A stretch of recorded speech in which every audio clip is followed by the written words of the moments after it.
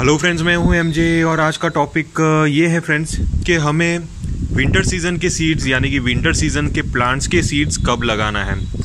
तो ये जो क्वेश्चन है फ्रेंड्स, मुझे बहुत ही बार कमेंट बॉक्स में मिला है। इस बार ऑलमोस्ट मुझे जितने भी कमेंट्स मिले हैं उसमें से समझ लीजिए 30 to 40% जितने कमेंट्स ये टॉपिक पे ही आते हैं कि हमें विंटर सीज़न के सीड्स कब लगाने हैं, या तो विंटर सीज़न के कोई पर्टिकुलर प्लांट्स हैं उसके सीड्स हमें कब लगाने हैं, क्या हम अभी लगा सकते हैं। तो वही टॉपिक पे आज मैं ये वीडियो बना रहा हूँ, क्योंकि बार बार मुझे आंसर देने में बहुत तकलीफ़ हो जाती है। तो मैं बस डायरेक्ट ही ये वीडियो का लिंक आपके साथ शेयर कर लूँगा।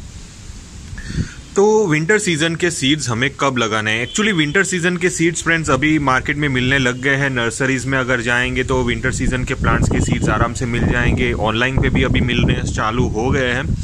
तो इसका मतलब ये नहीं है फ्रेंड्स कि आप परचेज करके अभी का अभी इसके सीड्स ग्रो कर सको, क्योंकि अभी वो सीड्स को चाहिए ऐसा क्लाइमेट नहीं बना है। एक्चुअली हमारे इंडिया में सितंबर महीने तक बारिशें गिरती रहती है। ऑलमोस्ट कुछ रीजन्स में सितंबर महीने तक बारिशें तो गिरती ही रहती है।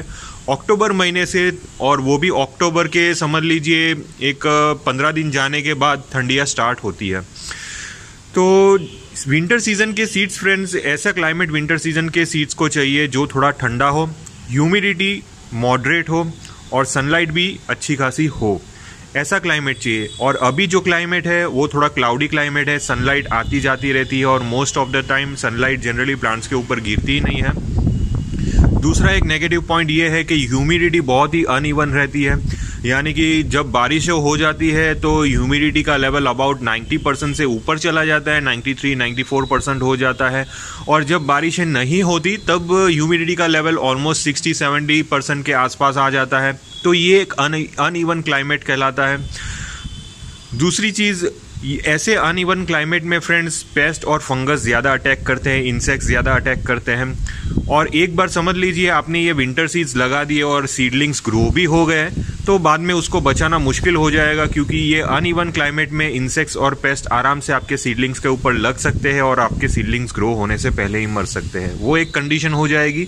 बाद में दूसरा एक रीज़न और हो जाएगा कि जब ऐसे क्लाइमेट अनइवन क्लाइमेट में अगर आपके सीडलिंग्स ग्रो भी हो गए और ऐसे में समझ लीजिए बारिशें थोड़ी रुक गई, और सितंबर महीने में बारिशें जनरली बहुत सारे हमारे इंडिया में बारिशें बहुत सारे एरियाज़ में कम हो जाती है। और जब बारिशें कम हो जाती है तो धूप निकलती है, क्लाइमेट में टेम्परेचर थोड़ा हाई हो जाता है, यानी कि अबाउट 30 डिग्रीज़ के आसपास टेम्परेचर चला जाता है। 32 डिग्रीज़ के डे टाइम का टेम्परेचर रहता है। तो ऐसा टेम्परेचर में जो ये सीड्स लगाए हैं, विंटर सीजन के सीड्स लगाए और उसके सीडलिंग्स ग्रो हुए हैं, वो टेम्परेचर बर्दाश्त नहीं कर सकते हैं और अल्टीमेटली थोड़े गर्मी की वजह से भी वो सीडलिंग्स हमारे मर सकते हैं, क्योंकि वो एक विंटर प्लांट्स के सीड्स है। और विंटर प्लांट्स को जनरली कूल क्लाइमेट चाहिए लेकिन सनलाइट भी चाहिए। तो उनकी दो नेसेसिटी होती है, अच्छी खासी सनलाइट भी उनको चाहिए, प्लस क्लाइमेट में टेम्परेचर भी लो होना चाहिए, यानी कि 25 डिग्री के अंदर टेम्परेचर रहना चाहिए। तो ऐसा क्लाइमेट अगर सीडलिंग्स को मिल जाएगा तो बाद में आपका सीडलिंग्स बहुत ही अच्छे ग्रो होके निकलेंगे। और ऐसा क्लाइमेट आपको अक्टूबर के 15 तारीख के बाद ही मिलेगा। कुछ रीजन्स में सितंबर एंडिंग से ही ऐसा क्लाइमेट स्टार्ट हो जाता है, लेकिन मोस्ट ऑफ द हमारे जो सिटीज़ है इंडिया के अंदर, उसमें ऐसा क्लाइमेट आपको मिलेगा अक्टूबर के मंथ में। तो ये सारी कुछ कंडीशंस होती है फ्रेंड्स सीड्स को ग्रो करने के लिए। इसीलिए आप विंटर सीजन के सीड्स अक्टूबर महीने में ही ग्रो करें। अगर आपके यहाँ टेम्परेचर का डिफरेंस समझ लीजिए सुबह डे टाइम का जो टेम्परेचर रहता है वो 25-26 डिग्री के आसपास है और रात का जो टेम्परेचर है वो 17-18 डिग्री के आसपास है, तो बाद में वो टेम्परेचर विंटर सीड्स को ग्रो करने के लिए सूटेबल है। और ह्यूमिडिटी भी क्लाइमेट में अनइवन नहीं रहनी चाहिए। 70-80% जितनी ह्यूमिडिटी क्लाइमेट में रहनी चाहिए। टेम्परेचर लो रहना चाहिए और रात का और दिन के टेम्परेचर में ऑलमोस्ट 8 से 10 डिग्री का अंतर रहना चाहिए और दिन का टेम्परेचर 26 डिग्री के आसपास रहना चाहिए। तो ये कुछ कंडीशंस हैं विंटर सीड्स को ग्रो करने के लिए। तो ऐसी कंडीशंस अगर आपको सितंबर एंडिंग तक मिल जाती है तब आप ये सीड्स को ग्रो कर सकते हैं। लेकिन सितंबर एंडिंग तक भी अगर ऐसा आपको क्लाइमेट नहीं मिले तो आप अक्टूबर तक वेट करें। 15 अक्टूबर के बाद हमारे इंडिया में ऑल ओवर सभी जगह पे ठंड स्टार्ट हो गई होगी और ऐसी कंडीशंस में आप अपने विंटर सीड्स को ग्रो कर सकते हैं। तो अभी आप चाहे विंटर प्लांट्स के सीड्स आप परचेज करके रख सकते हैं अपने पास, स्टोर करके रखिए और कोई भी ड्राई प्लेस के अंदर रखिए, डायरेक्ट सनलाइट के अंदर सीड्स को ना रखें। लेकिन आप उसको परचेस करके रख सकते हैं, या तो आप अक्टूबर के महीने में भी परचेस कर सकते हैं, तो उसमें ज़्यादा बड़ी डील नहीं है। लेकिन अगर आपने ऑलरेडी सीड्स परचेस कर लिए हो तो अभी आप बिल्कुल भी ग्रो नहीं करें, क्योंकि अभी आपको अच्छा रिजल्ट बिल्कुल भी नहीं मिलेगा। तो जैसे कि अभी आप हवाओं की जो आवाज़ है वो आप सुन रहे हैं, बहुत ही तेज़ हवाएं चल रही है। तो विंटर सीड्स जो सीडलिंग्स ग्रो होते हैं उनको ऐसी हवाएं बिल्कुल भी नहीं चलती फ्रेंड्स।